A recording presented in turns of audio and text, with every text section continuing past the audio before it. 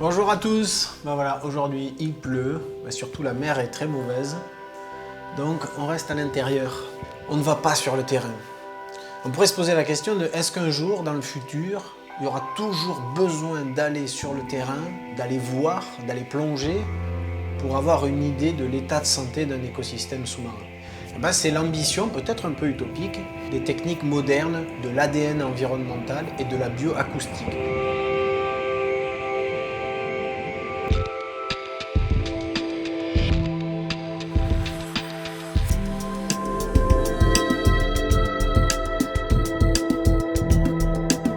L'ADN environnemental, c'est quoi? C'est un peu les méthodes de la police scientifique. Ils arrivent sur une scène de crime, le criminel n'est plus là, mais on va chercher des traces ADN qui vont prouver qu'il était bien là. Sous l'eau, on espère faire la même chose.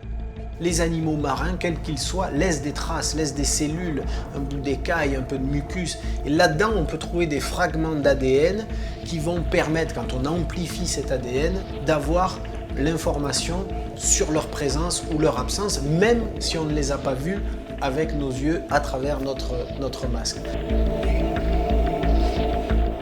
Facile à dire, difficile à mettre en application parce que la mer est vaste, parce que les courants marins emportent et diluent tout cela.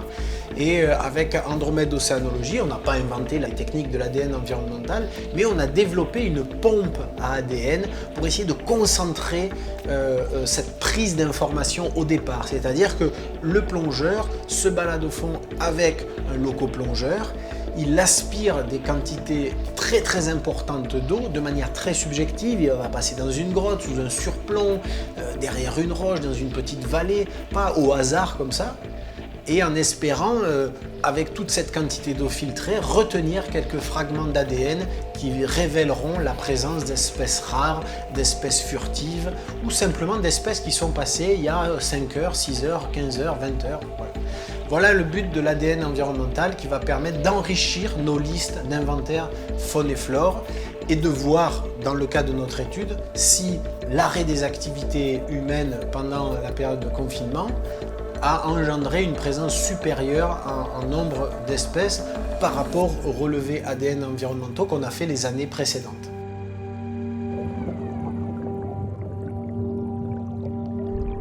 L'autre technique que je qualifie de technique d'observation à l'aveugle, c'est la bioacoustique. Sous l'eau, même dans l'eau la plus claire, on ne voit pas très loin. Par contre, le son, lui, est beaucoup plus porteur. On entend de très loin. Et il faut bien comprendre que tous les animaux ont une signature sonore.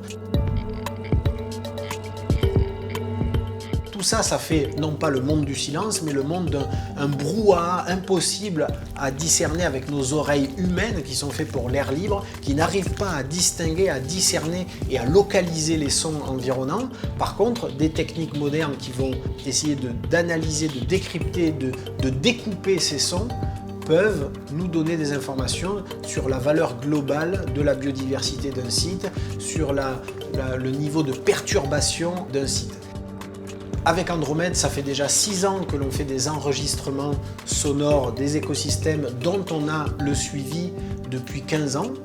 Et là aussi, on va voir si pendant cette période d'arrêt des activités humaines, paradoxalement d'arrêt des nuisances sonores du trafic maritime par exemple, est-ce qu'il y a eu une recrudescence des sons des animaux marins qui sous-entendrait une diversité plus grande des animaux qui se seraient rapprochés du littoral par exemple. Ce que l'on a fait au printemps 2020 pendant cette période de confinement n'aura de valeur que si on compare avec ce que l'on a fait les années précédentes et ce que l'on fera les années suivantes. C'est là qu'il y aura une vraie signification. Pour tout vous dire, on a un mal fou à obtenir nos résultats d'ADN environnemental pour une raison toute simple, c'est que tous les réactifs biologiques nécessaires sont accaparés par les hôpitaux pour les détections du virus Covid. Voilà. Donc du coup, nos études, elles, environnementales et écologiques, sont sur des listes d'attente. J'espère que nous aurons des résultats bientôt pour voir si effectivement il y a eu un rapprochement, une recrudescence de la biodiversité pendant cette période de confinement. Salut!